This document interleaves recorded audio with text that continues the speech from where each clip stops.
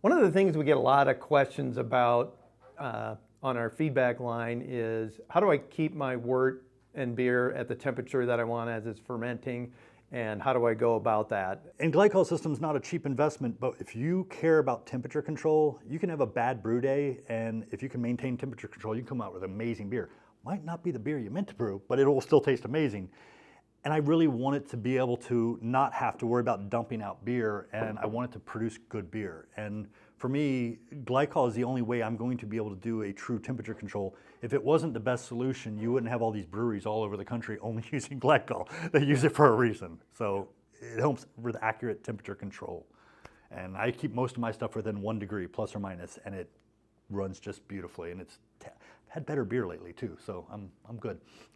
Yeah, well, on that point too, it adds consistency to exactly what you're trying to do. So if you're trying to repeat a beer, or if you're trying to follow a recipe right to the T, it's going to be hard to do that if you don't meet the temperature requirements of the fermentation. Yeah, you can't call the weather guy and go, hey, I want my room to be this temp today.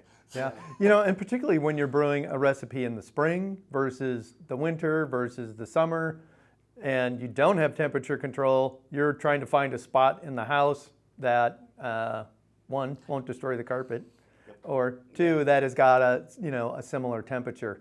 And it really kind of depends person to person, what you're able to do. And if you're going to try to do a lager, that ups the game even more.